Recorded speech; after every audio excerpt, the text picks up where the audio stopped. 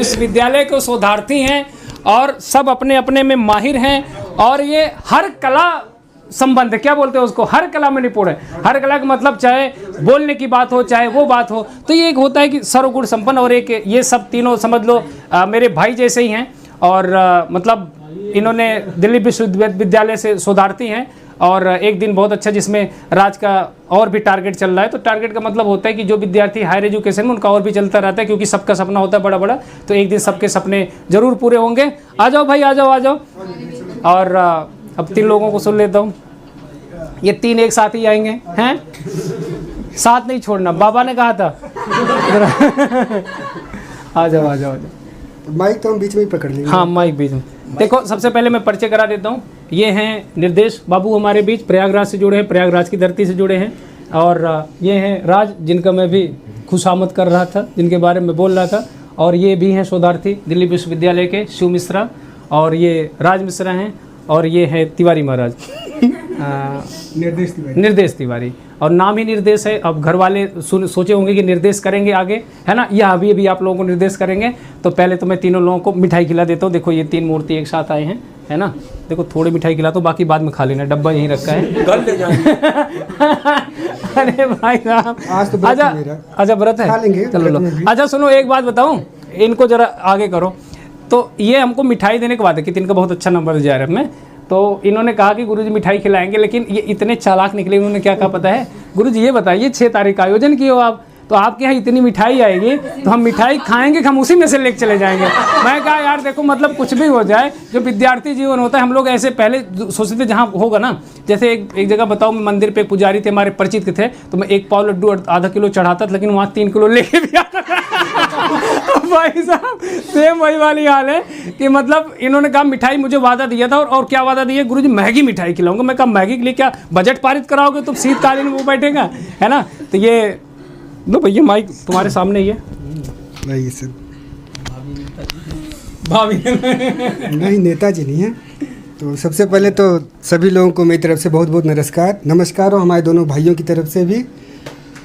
और हम लोग तो इस बार से इनरोल कर चुके हैं पीएचडी के लिए, और जेआरएफ भी हुआ है हम लोगों का। इन लोगों को थोड़ा शोधार्थ मतलब शोध के लिए थोड़ा सा मतलब इनको लोगों को बता दो कि पीएचडी के लिए न घबराएं और कैसे क्या करते हैं। ये थोड़ा परेशान रहते हैं पीएचडी को लेके, और तुम लोग यहाँ पहले से भी वो लगे हुए हो ना, तो कुछ ना कुछ इन लोगों को जरूर बता दो कि पीएचडी के लिए कैसे क्या करना है। पीएचडी के लिए तो अगर आप लोगों को इनरोल करना है तो सबसे पहले तो ये देखना होगा कि आप लोगों का इंटरेस्टिंग फील्ड क्या है। जैसे कि हिंदी साहित्य है हम सभी का, तो हम लोग को ये देखना होगा कि हमारा जो कोर ऑफ इंटरेस्ट है, जैसे कि हम मध्यकाल के ज़्यादा हमारा इंटरेस्ट है पढ़ने में, या आधुनिक काल में। अब आधुनिक काल में भी कई शाखाएं आ जाती हैं, नाटक हुआ, उपन्यास हुआ, बहुत सारी विधाएं होती हैं। तो पहले उसमें अपना इंटरेस्ट खोज लीजिए, क्योंकि आगे चलोगे आप लोग तो सिर्फ और सिर्फ आपको गाइड मिलेंगे और कुछ नहीं होता है शोध में। अब आपका इंटरेस्ट रहेगा तभी आप उसमें बेस्ट देके और अपना सब कुछ कर सकते हो, आपको सीधे सीधे गाइडेंस मिलेगी। अब शुरू से ही अगर आप कृपा पात्र टॉपिक ले लेते हैं तो आगे चल के ना हमेशा परेशान रहता है इंसान। तो सबसे पहले उस पर चयन कर लीजिए कि किस क्षेत्र में हमें काम करना है।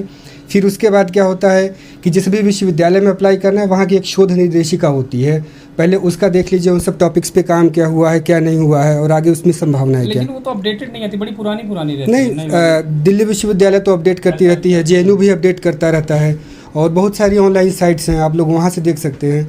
फिर उसके बाद जब कर लेंगे तब फिर बाकी बात का प्रोसेस होता है कि चैप्टराइजेशन वगैरह क्या कैसे है।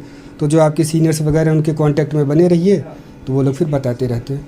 पर सबसे मेन जो है वो यही है कि आपका जो पसंदीदा क्षेत्र है वो ज़रूर होना चाहिए, कि मध्यकाल है या फिर आधुनिक काल में जितनी विधाएं हैं उस पर क्या काम करना चाहते हैं, ये सारी चीज़ें हैं। निर्देश कुछ निर्देश दो लोग, तुम्हारे हाथ में अपनी पहचान से ही माहिर हैं, और इन्होंने बहुत कम ही समय में अपना एकदम बता दिया। हम प्रयागराज से हैं, शोधार्थी हैं दिल्ली विश्वविद्यालय में। देखिए, सबसे पहले तो मैं धन्यवाद देना चाहूँगा अनअकैडमी को और अध्ययन धाम को, कि जिन्होंने मुझे एक नई पहचान दी है। मैं अभी जब भी टेलीग्राम खोलता हूं तो 2-4-10 ऐसे लोगों के मैसेज रहते हैं जिनको मैं कभी जानता ही नहीं हूं, और ख़ास करके मुझे ऐसे ऐसे लोग जानते हैं जिनको मैं कभी देखा भी नहीं हूं। फिर भी डीयू में हो या आसपास हो 2-4 लोग ऐसे मिल ही जाते हैं जो कहते हैं अरे आप अनअकैडमी वाले निर्देश हैं। तो मैं एक बार सोच, इवन राज भी मुझसे यूनिवर्सिटी में मिले तो बोले आप अनअकैडमी वाले निर्देश हैं। तो मैं बोला भाई कौन हैं? बोला नहीं मैं आपको जानता हूँ, आप मुझे नहीं जानते हैं। तो सबसे बड़ी बात है कि मुझे एक नई पहचान दी है, वो अनअकैडमी ने दी है। अनअकैडमी के माध्यम से बहुत से लोग मुझे जानने लगे हैं, बहुत से लोगों से मेरे संपर्क बढ़ा है, और क्या कहते हैं कि जो एरिया है वो काफ़ी विस्तृत हो गया है। अभी राज भाई ने बताया कि जब आप शोध के लिए, तो सर ने भी कहा जैसे कि शोध के लिए, तो मैं तो सबसे पहले ये कहूँगा आपका इंटरेस्ट ऑफ एरिया, आपकी पढ़ने में रुचि किस में है। आप ये मत कहिए कि मुझे उन्होंने ये सलाह दी है इस पे करो उसने, क्योंकि पीएचडी आपको करनी है, डिग्री आपको हासिल करनी है, थीसिस आपको लिखनी है। अगर टॉपिक आपके पसंदीदार नहीं विषय का नहीं होगा तो आप आगे पीएचडी कर ही नहीं पाएंगे। तो पहले अभी आपके पास सफिशिएंट समय है, नेट जेआरएफ पढ़ते रहिए, खास करके आप एक इंटरेस्ट ऑफ एरिया चूज कर लीजिए। थोड़ा सा भी बता दो, समय लग सकता है उसके लिए, घबराएं मत बहुत ज़्यादा। हाँ देखिए, मतलब तुम लोग कितने टाइम से लगे थे कि यहाँ दौड़ रहे हो, वहाँ मैं यही कहूँगा कि हुआ था, संघर्ष करते रहिए। संघर्ष आप करेंगे तो सफलता ज़रूर मिलेगी, और कोई भी असफलता इतनी बड़ी नहीं होती है कि आपके हौसले को तोड़ दे। मैं भी पिछले 2-3 बार ट्राई किया, 3 बार लगातार जी पहली बार दिया तो फिर 1 पॉइंट से रुक गया, इसके बाद दूसरी बार काफ़ी अंतर पड़ गया, इसके पहले जो था उसमें भी मेरा कुछ परसेंटाइल से रुका था, लगभग 1 सवाल था। तो मैं भी 3 बार में देख के निराश हो गया था, मुझे लग रहा था यार मेरा जीआरएफ होगा कि नहीं होगा। अब प्रश्न चिन्ह मुझे खुद की काबिलियत पे भी लग रहा था, लेकिन मुझे बाद में ये लगा कि यार सब लोग करते तो मैं क्यों नहीं करूँगा, हो सकता है मुझे समय लगे। हुआ भी वही। इस बार में बहुत अच्छी तैयारी नहीं थी, लॉकडाउन की वजह से परिस्थितियाँ थोड़ी गड़बड़ हो गई, फिर पीएचडी का भी अपना पढ़ना था और भी कंपटीशन के एग्ज़ाम थे, तो तब भी मैं लगा रहा।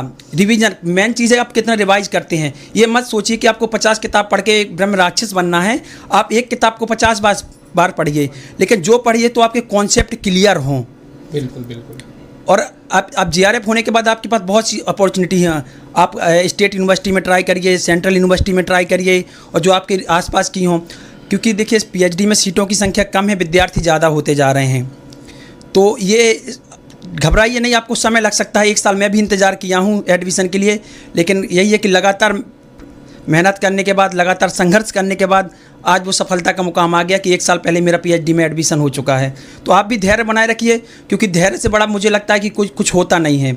खुद की काबिलियत पे विश्वास रहिए, क्योंकि आपकी जो सफलता है वो आपसे ज़्यादा आपको कोई जानता नहीं है। सर लोग भी हैं, वो आपको गाइडलाइंस देंगे। राम सर तो इतने मोटिवेशनल है कि समय समय पे हमको लगता है कि नवीन ऊर्जा का संचार कर देते हैं। जब हमारे चेहरे निराशा से मुरझा जाते थे, तब राम सर की मोटिवेशनल स्पीच सुनने के लिए मैं उनका चैनल खोल लेता था कि चलिए भाई सर ने आज क्या कहा। और सर अधिकांश कहते थे कि सूरमा नहीं विचलित होते, क्षण एक नहीं धीरज खोते, कांटों में राह बनाते हैं। तो इस तरह से राम सर का जो मोटिवेशनल है वो आपको बहुत ज़्यादा हेल्पफुल मिलेगा, क्योंकि निराशा के बाद जो आपको उम्मीद की किरण देती है वो राम सर हैं। नहीं, अंधकार के बाद जो आपको प्रकाश दे वो राम सर हैं। तो मैं यही कहूँगा कि आप लोग संघर्ष करिए और अध्ययन करिए। एक बार में नहीं होता है, दूसरी बार ट्राई करिए, लेकिन प्रयास करते रहिए, हार मत मारिए, क्योंकि हार नहीं मान, हमारे अटल जी ने भी कहा हार नहीं मानना, रार नहीं मानना। तो उसी प्रकार से आप संघर्ष करेंगे तो सफल जरूर होंगे। पंक्तियां याद आई मुझे कि आदमी को चाहिए परिस्थितियों से जूझे, उससे लड़े, एक स्वप्न टूटे तो दूसरा गढ़े, एक स्वप्न टूटे तो दूसरा गढ़े। तो ये चीजें होते ना। और इनको बोलिए, अज्ञे को पढ़े ये कि ऊपर ऊपर ऊपर ऊपर चढ़ा चीरता जगदिगमंडल, अनथक पंखों की चोटों से नभ में एक मचा दे हलचल। तो वो हलचल जब ना, और वो परेशानियां जैसे सबके साथ आती हैं कि कांप न यद्यपि दसों दिशा में तुझे शून्य नभ घेर रहा है, रुक न यद्यपि उपहास जगत का तुझको पथ पर हेर रहा है। वहाँ रुकना नहीं है ना। तो ये चीज़ें तो होती हैं। अब जैसे निर्देश मतलब बहुत एक अनुभवी हैं, क्योंकि 3-4 बार लगे रहे, इनका जीआरएफ नहीं हुआ, और बीच में दिल्ली विश्वविद्यालय में कर रहे थे, तो इनको फिर वही होता है ना कि जैसे कहते हैं छप्पर फाड़ के मिल गया कि चलो एडमिशन भी हो गया, जीआरएफ भी हो गया, एडमिशन के बाद जीआरएफ हुआ ना। हाँ, एडमिशन के बाद जीआरएफ। तो देखिए वही था कि जब मैं यूपी हार का पेपर दे के आया तो मेरा उसमें भी बहुत ज़्यादा उम्मीद नहीं थी कि होगा, लेकिन जब फाइनल रिजल्ट आया तो मुझे मतलब मैं जितना एक्सपेक्टेशन कर रहा था उससे अच्छा आया। तो कभी कभी हमको लगता है कि मैं इस काबिल नहीं हूँ, लेकिन आपकी काबिलियत बहुत ज़्यादा होती है जो आपको कभी पता ही नहीं होती है। अब कुछ लोग यहाँ पूछ रहे हैं कि किताबें, तो देखिए किताब के लिए तो मैं यही कहूँगा कि आप बेसिक अपना स्ट्रॉन्ग करिए, क्योंकि बगैर आपके आधार के आप बड़ी मंजिल खड़ी नहीं कर सकते हैं। आप एकदम से मत ही सोचिए कि मुझे जीआरएफ करना है, आप ये सोचिए कि आपको जो बेसिक है, आपके पास न्यू मजबूत है तो आप बिल्डिंग कभी भी खड़ी कर सकते हैं, लेकिन अगर आपकी न्यू खोखली है तो आपकी बिल्डिंग बनाएंगे भी तो ढह जाएगी। तो लगातार प्रैक्टिस करते रहिए। जो कोर बुक हैं आपकी, जैसे शुक्ल जी हैं, बच्चन जी हैं, और आप गाइड में पांडे जी को ले सकते हैं। दृष्टि की भी किताब भी है, उसमें कुछ गलतियां हैं लेकिन आप उसको भी ले सकते हैं। तो और रही बात टेक्स्ट की, अब देखिए एनटीए ने पैटर्न बदल दिया है, तो आप ये मत सोचिए कि आप एक किसी गाइड से पढ़ करके आप कुछ कर लेंगे। गाइड को छोड़ दीजिए, पहले बेस बनाइए, फिर किताबों की तरफ मूव करिए। आप किताबें पढ़िए, बहुत इंटरेस्टिंग किताबें हैं। जब आप आबारा मसीहा जैसी रचनाएं पढ़ेंगे तो आपके लिए एक नई दृष्टि खुलेगी, चाहे वो आप आगे की है, एक बूंद से ऐसा उछली है। इसके बाद आप कोई भी देखेंगे, संस्कृति के 4 अध्याय, क्या भूलूं क्या याद करूं, आपका जो सिलेबस है ना बहुत अच्छा इंटरेस्टिंग है। आप उसको पढ़ेंगे तो उसी में खो जाएंगे, और खोने जाएंगे आपको एक नई दृष्टि मिलेगी। क्योंकि देखिए जीआरएफ पास करना आसान है, लेकिन जब आप जीआरएफ करने के बाद लोगों से उम्मीद होती है आपसे कि आप उस एलिजिबल हो गए हैं, आप डिग्री कॉलेज में पढ़ाने के लायक हो गए हैं, तो वो आपसे सवाल भी होते हैं। क्योंकि पीएचडी में आपका वहाँ पे बॉडी पर्सनालिटी डेवलपमेंट और नॉलेज दोनों चेक करते हैं। सर्टिफिकेट तो ठीक है आपके पास फेलोशिप के लिए है, लेकिन मेन होता है आपका नॉलेज, और नॉलेज तभी आएगा जब आप अध्ययन करेंगे। तो किताबों से दोस्ती करिए, कुछ दिन के लिए कलियों और फूलों को भूल जाइए, यही ज़िंदगी है। तो जसवंत भाई खन्ना, अब मैं मिलाऊंगा शिवनाथ मिश्र से, जो प्रयागराज से हैं। ये हमारे भाई जैसे ही हैं। ये माइक इनको मैं देता हूँ, और ये आपके साथ जुड़े हुए हैं। सबको दिखना भी इधर। हाँ, मैं आदरणीय राम सर को प्रणाम करता हूँ कि उन्होंने इस लायक समझा मुझे इस मंच पे बुलाया राहे अध्ययन प्लेटफॉर्म पे। हाँ ठीक है, इससे सर से पहले एक चीज़ और मैं बता दूंगा। देखो, 2 चीज़ होता है कि ये मतलब ऐसा नहीं कि मेरे स्टूडेंट हैं, ये मेरे भाई हैं, और इनकी मुलाकात बहुत बाद में हुई।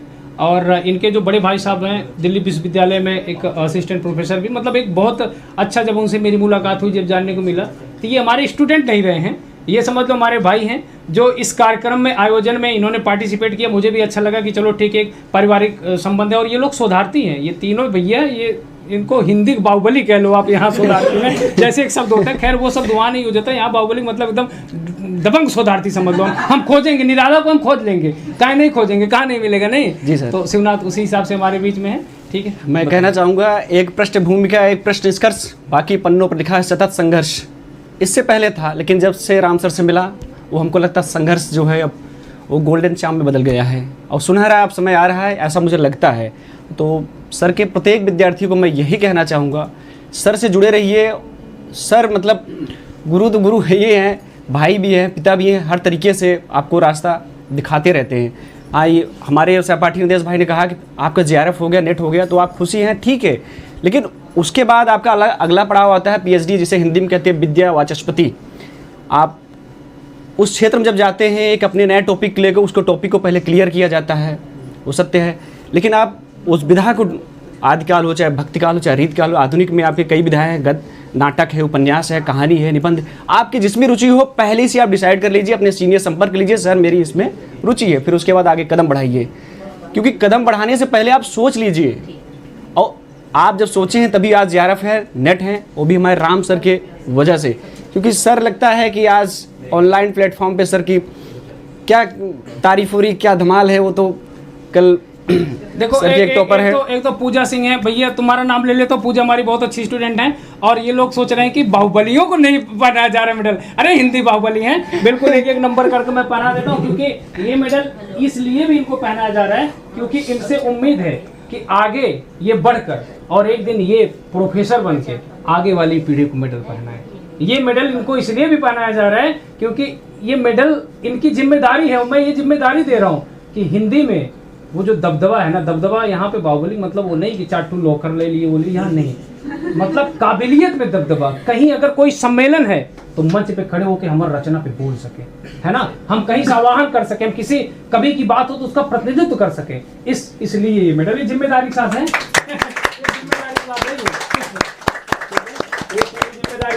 राज मिठाइए की उबक न की उबक मिठाइए की उबक। देखो हमारे अवधि में भैया की उबक न की उबक मिठाइए, तो कहिए कि आप गुरु जी पहले ही वाला मिठाइए लिख जावा। तो ये चीजें होती हैं, बहुत बढ़िया लगा। आदरणीय राम सर को इसके लिए बहुत बहुत धन्यवाद। हम लोग इसके काबिल नहीं थे, लेकिन सर ने काबिल बना दिया है, और एक काबिल तो वही ऐसा और एक कंधों पे एक अलग ही बोझ दे दिया कि सर अब आगे भी प्रोफेसर बन के दिखाएं। देखो तो हमको लगता है कि ये जो होगा ना, ये त्रिमूर्ति के एक अलग वीडियो जाएगा। अब ये दिल्ली विश्वविद्यालय के नाम शोधार्थी नाम से जाएगा, तो अब जब ये जाएंगे ना 4-6 दिन बाद, तो तुम ही त्रिमूर्ति हो, क्योंकि एक चीज होता है ना, तो बहुत अच्छा लगता है। ये सब हमारे भाई में बात करना और हाँ इनको भी दो भाई माइक दो। नहीं, अरे हम कविताओं के मामले में बड़े कमज़ोर हैं। असल में मैं बात ये करना चाहता हूँ, पहले तो जो यहाँ लोग हैं मोस्टली या सब कोई सेलेक्टेड ही है, या तो नेट है या JRF है। नेट और JRF के बीच में सिर्फ और सिर्फ 10 से 15 क्वेश्चन का फाइट होता है। तो सवाल उठता है कि जितने भी यहाँ पे स्कॉलर्स हैं सब ने बताया कि ये किताबें पढ़ो, लिस्ट दे देते हैं सारी कुछ, पर सभी लोगों का जो विचार है ना वो स्वागत योग्य है। पर जो मेरा इस मामले में वो थोड़ा सा अलग है। जब मैं पहली बार राम सर से मिला, मैं 2-3 साल छोड़ दिया था, साहित्य से बहुत दूर चला गया था। तो राम सर से बोला, हम कहा कि सर मैं तो सब कुछ क्लियर कर दिया हूँ, अब मेरे दिमाग में कुछ है नहीं, तो बताओ शुरू करें कहाँ से। जो कुछ है मेरा विश्वविद्यालय पृष्ठभूमि है। रोकूंगा इनका, इन्होंने नोट्स बहुत अच्छा बनाया था। जब स्टार्टिंग से नोट दिखाया था तो नोट्स इनका बहुत सिस्टमेटिक रूप से बन रहा था। ये चीज़ तो भाई काबिल तारीफ। तो वही मैं कहना चाहता हूँ कि थोड़ा सा पढ़ना होता है और बहुत ही गुणवत्तापरक पढ़ना होता है JRF निकालने के लिए या नेट निकालने के लिए। जिनके पास अलमारी भरी होती है या नोट्सों का अंबार होता है, वो वही है कि घिसते रहते हैं, लेकिन 5-6 साल 5-6 अटेम्प्ट में ये होता है कि हाँ भाई याद ही हो गया। पर एक विश्वास के साथ निकालना है। तो जब मैं राम सर से मिला तो उन्होंने बताया कि पहले तुम ये देखो ना कि तुम्हारा कोर कौन सा स्ट्रॉन्ग है और उसमें पहले अपने नंबर फिक्स करो। तो फिर मैंने एनालिसिस किया, तो मेरे 3 ही स्ट्रेटजी रही हैं कि मतलब मैं पहली बार में ही मैंने JRF निकाल लिया और मेरा एनरोलमेंट भी हो गया। अब वो ये है कि जैसे पेपर 1 है, अब पेपर 1 में 5 यूनिट है, मान लीजिए, क्या हैं ही 5 यूनिट, तो नहीं, वो बाकी के 5 यूनिट को मैं इसलिए नहीं काउंट करता हूँ ना कि उनमें हमेशा उहापोह मची रहती है। जैसे रिसर्च है और उसके बाद ये टीचिंग है, इनमें प्रश्न नहीं होता है। हमें किसी को नहीं पता है कि NTA क्या बना देगा। तो सबसे पहला सवाल आता है ना कि हम फिक्स कहाँ से करें कि हमें कॉन्फिडेंस आए कि हम यहाँ से 20 क्वेश्चन बना लेंगे। तो वो हमारा आता है हायर एजुकेशन से, इन्वायरमेंट इकोलॉजी से, ICT से, इन सब जगहों से। और 5 क्वेश्चन आता है हमारे ये DI से, और उसके बाद एक हमारे पास पैराग्राफ होता है। मतलब 25 क्वेश्चन हमारे पास इतना सॉलिड सा होता है कि हमें इतना कॉन्फिडेंस होना चाहिए कि हम 22 क्वेश्चन यहाँ से नहीं हिलने देंगे। अब बाकी के 25 क्वेश्चन में आप लोगों को 8 क्वेश्चन का फाइट करना होता है। आपके पास 30 हैं पेपर 1 में, वो मोर देन सफिशिएंट है। इसी तरह पेपर 2 में आप लोग देख लीजिए, इतनी सारी विधाएँ, सेक्शन 10 यूनिट हैं। तो मैंने क्या किया कि जैसे मेरा पुस्तकों पे कमांड बड़ा अच्छा रहा है शुरू से, रचनाएं हुई या उनकी पंक्तियां हुई वो मेरे औकात से बाहर रही हैं शुरू से ही। तो मैंने क्या किया कि PYQ उठा लिया। PYQ में मैंने क्या किया, शुरुआती के 10 दिन सारी तैयारियों को रोक के मैंने 2011 से लेकर 2020 तक का सबसे पहले मैंने उपन्यास को छांटना शुरू किया। कितने प्रश्न आए हैं उनको मैंने एक PDF बना लिया। फिर उसके बाद उसमें कौन कौन से रचनाओं का क्रम पूछा गया है मैं मैसेज देख रहा हूँ। तो सभी रचनाओं का क्रम नोट कर लीजिए और कुछ भी मत कीजिए। उपन्यास, नाटक, निबंध जितनी हैं, इनके कितने रचनाएं आई हैं, उनका कितना क्रम आया है, आप लोग उनको सुबह शाम उसको रट मारिए। मैं गारंटी के साथ कह रहा हूं कि एक भी ऐसा क्रम लगाने वाला प्रश्न नहीं होगा जो उससे बाहर चला जाए। NTA इसी में घुमा फिरा के कर रहा है और कुछ भी अलग नहीं कर रहा है। भक्ति काल और आदिकाल वगैरह हुआ, शुक्ल जी को पढ़ लीजिए, भक्ति काल से एक भी प्रश्न बाहर जाता ही नहीं है। आदिकाल की बात आती है, आदिकाल में आप चाहो तो शुक्ल जी को नहीं पढ़ना है, किसी को लगता है कि लैंग्वेज बहुत टफ है, आप छोड़ दीजिए। आप यूथ कंपटीशन की किताब आती है उसको, और पांडेन पांडे, इसको रट लीजिए, बाकी सारी किताबों को किनारे कर दीजिए। मैं पूरी विश्वास के साथ कहता हूँ कि एक भी प्रश्न आपका आदिकाल से इधर उधर नहीं जाएगा। तो कुल मिला के ना एक बेहद सटीक और इतना सा किताब रखिए। आप 10 किताब रखेंगे, गारंटी के साथ मैं कह रहा हूँ कि आपसे पढ़ा नहीं जाएगा। तो ऐसे से कर लीजिए, बस निकाल लीजिए। सिर्फ और सिर्फ 12 प्रश्न का या 15 प्रश्न की फ़ाइट होती है और इससे अधिक कुछ भी नहीं है। आप ज़्यादा किताबों को लगाएंगे तो कुछ भी मतलब नहीं बनता। सिर्फ शुक्ल जी को पढ़ लीजिए और एक मार्क्सवादी समीक्षक का ले लीजिए, जैसे कि रामस्वरूप चतुर्वेदी जी हैं, हिंदी साहित्य और संवेदना का इतिहास, ठीक है, एक उनको पढ़ लीजिए जी, और शुक्ल जी को पढ़ लीजिए, और उसके बाद रामचंद्र तिवारी जी को ले लीजिए, जिसमें कि उपन्यास या नाटक जो कुछ भी उनका वर्ण विषय क्या है वो सारी चीज़ें। इस 3 के अलावा चौथी किताब आप कोई भी मत उठाइए, कोई मतलब नहीं है। पढ़ने के लिए आप विद्वता हासिल करते रहिए, वो बात की चीज़ है। नहीं, कम पढ़ के जल्दी सिलेक्ट हो सकते हैं और ज़्यादा पढ़ के बहुत समय लगेगा, ये बात तो सही है ना। चलिए, बहुत अच्छा लगा। और ये हमारे तीनों बंधु और ऐसे निरंतर प्रगति पर रहें। अच्छा। और मैं इनका गुणगान यहाँ से करता रहूँगा, है कि नहीं। एक चीज़ और कहना था सर, बड़ा अच्छा लगा कि आज इन्होंने गोल्ड मेडल देके सम्मानित किया। बस थोड़ा सा और भी अच्छा लगता अगर ये 24 कैरेट का होता है। एक बार फोटो खींच लो जी, तो फोटो भी खींच लो। नर हो न निराश करो मन को, कुछ काम करो, इस जग में रहकर कुछ नाम करो। इसी के साथ मैं राम सर को देना चाहूँगा। बहुत बढ़िया। ये 24 कैरेट तुमको बनाना है, ये मैंने दिया 18 कैरेट, लेकिन इसको 24 कैरेट बनाना है। तो ये जब आप ना उस पदवी पर जाओगे तो ये 24 कैरेट अपने आप बन जाएगा, ठीक है ना। तो चलिए, बाकी और लोग भी इंतजार कर रहे हैं। एक बार इन लोगों को, भाई ये एक ग्रुप आया है ठीक है, तो बहुत बहुत धन्यवाद सभी का। अभी पूरी खाना है, बैठिए वहाँ पे। अच्छा एक चीज और, सचिन सर को मिठाई नहीं खिलाया तो नहीं, मिठाई में खा रहा हूँ, बहुत मिठाई। अच्छा 3 बार के नाम खिलाया नहीं सर आपने। ये निशा के नाम व्रत होना, लेकिन खोया जी तो है व्रत का हूँ। तो मैं बोला लो फिर खाओ मिठाई। सर क्या हो गया पीछे? अरे नहीं भाई, बाद में खिला देता हूँ। चलो अब मैं धीरे धीरे आगे। सचिन भैया इन लोगों को कोल्ड ड्रिंक पिलाते रहो यार, ऐसे ना करो, है ना। इनको भूख ना लगे रास्ते में, ऐसे ना हो कि